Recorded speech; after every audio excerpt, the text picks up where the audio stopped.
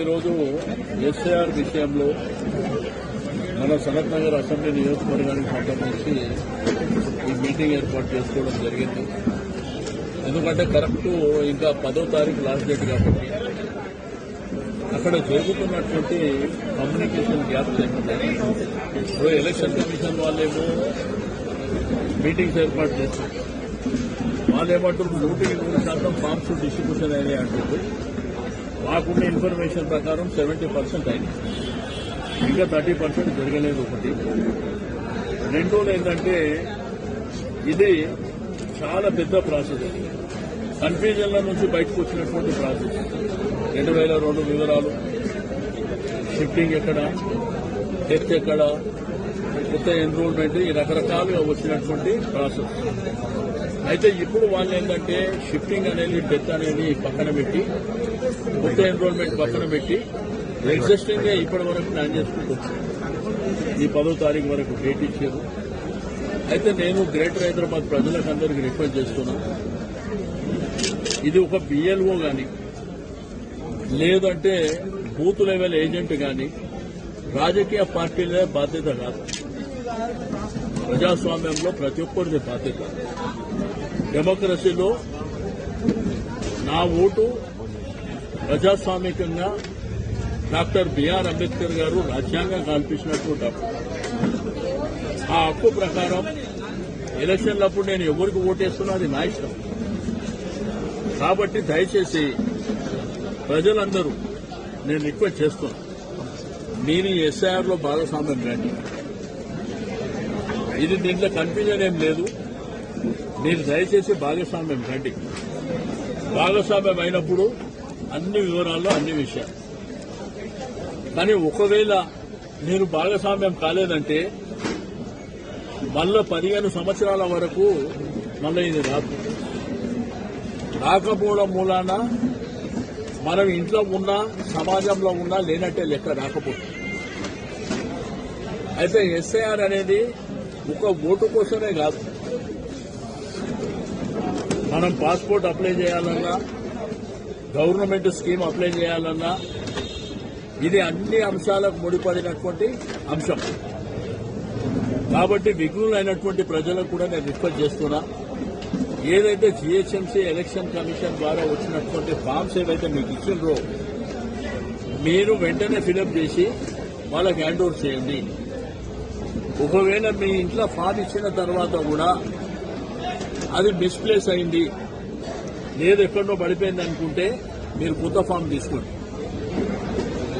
రెండోది ఏంటంటే నాకున్నటువంటి సీనియర్ గా నాకున్నటువంటి అనుభవం చెప్తున్నా, ఒకవేళ కేంద్ర రాష్ట్ర ప్రభుత్వాలు దీని మీద సీరియస్ గా చేయాలనుకుంటే బిఎల్ఏ అనేది అవసరమే ఉండదండి. రాజకీయ పార్టీలు కూడా అవసరం ఉండదు. ఎందుకంటే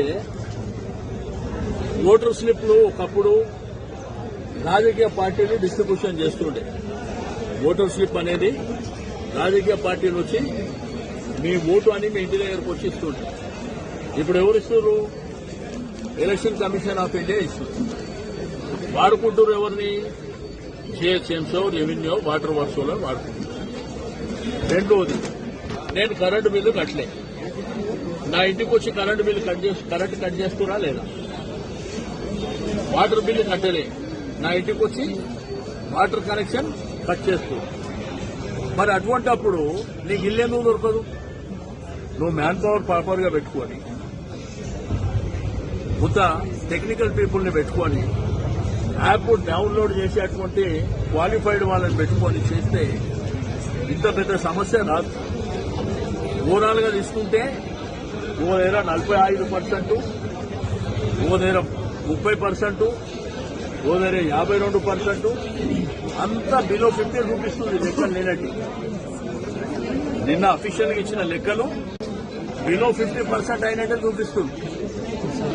మరి జూన్ 24 నుంచి స్టార్ట్ అయ్యి ఇప్పుడు ఆగస్టు 5వ తారీఖు వస్తే 6వ తారీఖు మరి 50% చూపిస్తే ఈ 4-5 రోజుల్లో 50% ఎట్లయితే?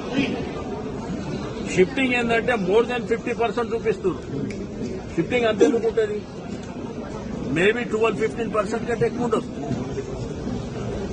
కాబట్టి నేనేమంటున్నా, సరే మా ఏజెంట్లు వాళ్ళు ప్రాపర్ గా చేసినా పర్వాలేదు, నేను అధికార యంత్రాంగంకు రిక్వెస్ట్ చేస్తున్నా, మీ దగ్గర ఆల్రెడీ 48, 49, 50, 51, 53 ఏదైతే కంప్లీట్ అయిందన్నారో కానీ వాళ్ళ డేటా మీ దగ్గర ఉంది. మీరు ఎక్కువ మ్యాన్ పవర్ పంపించాలి, ఇళ్లలో పంపిస్తే కంప్లీట్ గా జరుగుతుంది, ఇబ్బంది లేకుండా జరుగుతుంది. కాబట్టి ఎలక్షన్ కమిషన్ కూడా ఆలోచన చేయాలని చెప్పి నేను రిక్వెస్ట్ చేస్తున్నాను. మీరు ఎన్ని నెలల పాటు ఎక్స్టెండ్ చేసుకుంటూ పోయినా మళ్ళీ ఇదే పరిస్థితికి వస్తుంది. దానికంటే better central government, state government, కొంత టెక్నికల్ పీపుల్ మీరు టీమ్స్ ఎక్కువ చేసి ఎక్కడైతే జరగలేదో వాళ్ళ ఇళ్లకు పంపేయండి. ఇప్పుడు మీరు పంపించిన బిఎల్ఓ ఉన్నాడు, మారేడుపల్లిలో అన్ని ఫామ్లు ఇచ్చాడు. మారేడుపల్లిలో ఫర్ ఎగ్జాంపుల్ ఇచ్చి ఆయన బండిమేట్లో పోయి కూర్చుంటు. ఆయన ఏమంటుండు, నేను బండిమేట్లో ఉంటాను, నువ్వు వచ్చి సబ్మిట్ చేయమంటు. ఎవరు చేస్తారండి? నేనే ఆలోచించాడు, ఎవరు చేస్తారు? నువ్వే ఇంటి దగ్గర కూర్చొని నువ్వే ఫిలప్ చేయించి, ఒకవేళ ఫిలప్ చేయడానికి వాళ్ళు ఇట్లా సిటిజన్ చదువుకోలేని వాళ్ళు ఉన్నా, అనుభవం లేని వాళ్ళు ఉన్నా, నేనే ఫిలప్ చేసి ఇచ్చేస్తే అయిపోయింది కదా.